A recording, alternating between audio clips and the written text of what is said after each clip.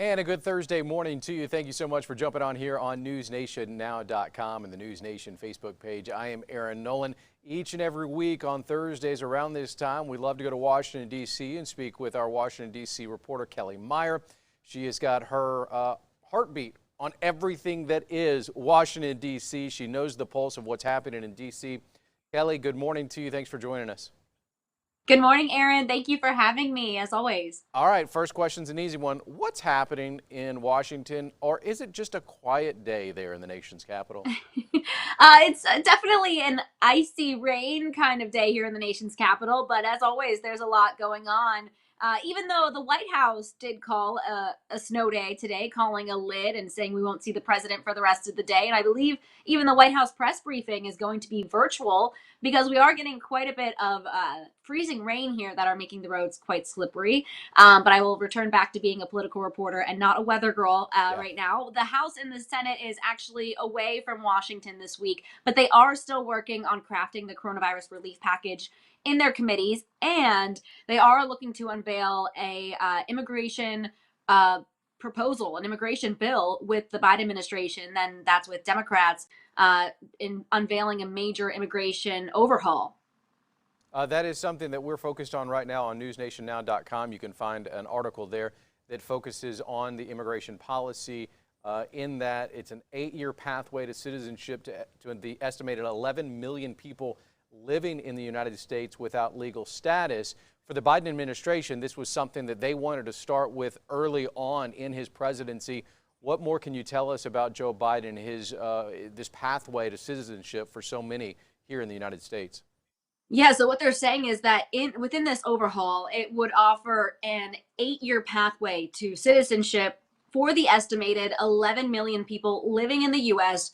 without legal status. And the legislation expected to be unveiled this morning will reflect, they say, quote, the broad priorities for the immigration reform that Biden laid out in his first day in office. That includes increase in visas, funding to process asylum applications, and new technology at the border. So it is interesting timing for this because, as we just mentioned, Congress is working on passing his nearly $2 trillion coronavirus relief package.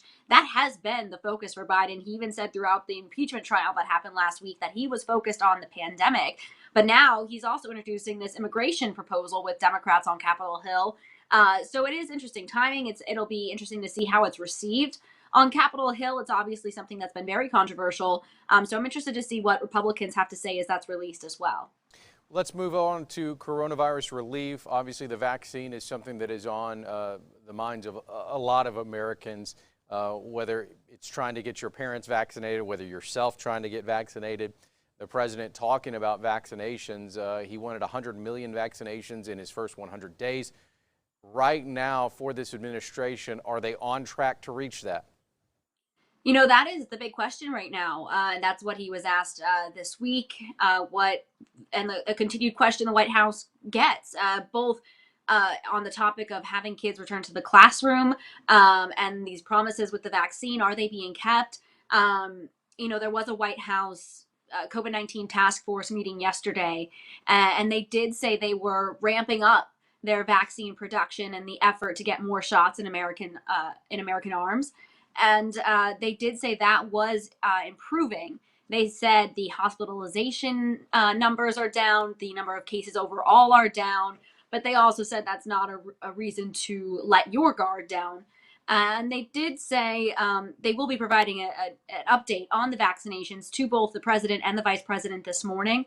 And then as well as President Biden was set to go to Michigan today to go to a Pfizer manufacturing site and meet with those workers who produced the COVID-19 vaccine. That was postponed due to the weather in Washington today, but he will be going there tomorrow. So it's a constant focus on how they can get more doses and really just meet this demand, because right now the demand is exceeding the supply. And now Biden is saying they will have enough doses for all Americans to get the vaccine, they're saying by July. But then it was interesting in terms of what we heard in terms of kids getting back to school. He did say back in December he wanted the majority of schools to be open in his first 100 days or at the first of his 100 days. Now he's focusing more and streamlining that point to K through 8 and saying that he wants the majority of kids in K through 8 back in school because that's the population that really it impacts with parents having to watch the kids, as well as just that young age group that's being impacted by this pandemic. And he said that he's expecting that maybe by the end of his first 100 days near April 30th. If you're just now joining us on NewsNationNow.com, I am Aaron Nolan, joined by Kelly Meyer, Washington, D.C. based reporter.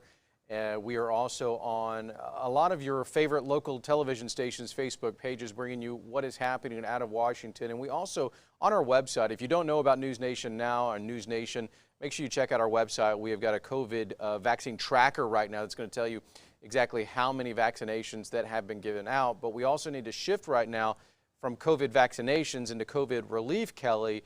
And this next round of possible checks that could be going out to Americans, where are we on that? And as lawmakers are not in Washington, how are they continuing to talk about this and try to get help to the Americans that need it? Yeah, and that's what I've been tracking this weekend, this morning, trying to find out a timeline for people of when you can expect that. So we are hearing that the House could vote on this package maybe by the end of next week or next weekend. So they will return on Monday, and it's basically being crafted right now within those committees.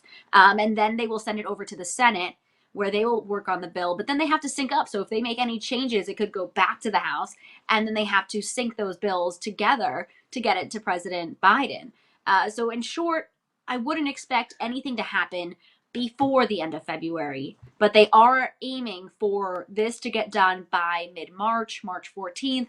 That's the day you're going to hear when unemployment benefits expire. So they are working to get this package through by then, but it's an extremely gigantic feat to go through this. It's a nearly $2 trillion bill. There's a lot of proposals within it.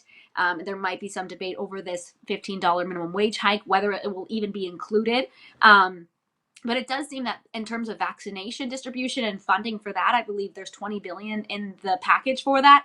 That's something that I've heard Republicans and Democrats both agree on. So that's something very rare that you have them both agree on something, but they both want to get more vaccines out. I think that's something that all sides of the aisle can agree with. So that should stay in place, and you should expect to see more funding for that. We are on News Nation Now's Facebook page, and a lot of people are talking right now, Kelly, as you and I continue to talk about what's going on in Washington. And we were texting earlier today, and I know this is not exactly the area of the country that you cover, but a lot of people on Facebook are bringing up Texas. Sheila says people in Texas need help. Yeah. We've also got Judy who says Texas needs help. Right now, politicians I know are not there, but I have to assume the president knows what's happening in Texas with the winter weather, water problems, electrical problems. My parents who live in nearby Arkansas just told me they had 20 inches of snow on the ground. These are parts of the country that normally don't get that. Do you think that there's a plan for federal help from people in Washington to those in the South that are really struggling, as the people here on our Facebook page are saying Texas needs help? Yeah, and I'm certain either they already are working on it or will be working on it in terms of the lawmakers that represent the state of Texas here on Capitol Hill and the Biden administration. I know my colleague Anna Warnicki's been working on that story. She's been trying to contact FEMA as well to see what aid they're providing from here in Washington. There was some talk on Twitter about one of the Texas senators potentially heading to Cancun. That's a photo that's been going viral on social media that he had left during the storm, and he's been getting some kickback and pushback from his constituents there in Texas, leaving during such a disaster as they're experiencing right now. But I have not confirmed that myself, and we have not heard from the senator's office to confirm that he has left the state.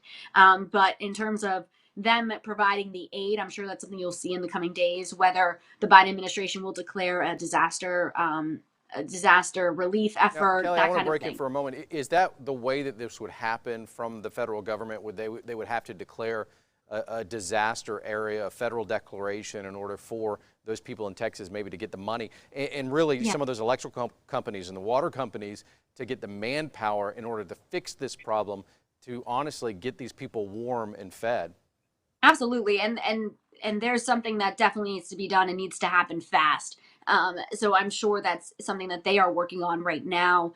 I would imagine that the administration was doing that yesterday or will be today. So we definitely plan to follow up with them to see what this kind of aid looks like, because they can't wait any longer for this help. They need it now. They need it 2 days ago.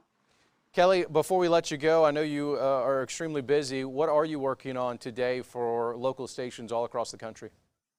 Well, I'm definitely going to be following the COVID-19 vaccine updates, the briefing that the president and the vice president are going to be receiving, what that looks like, what's going to happen next. I've been really trying to stay on top of this. I know this is something that's very important to so many, and all of us are impacted by this pandemic.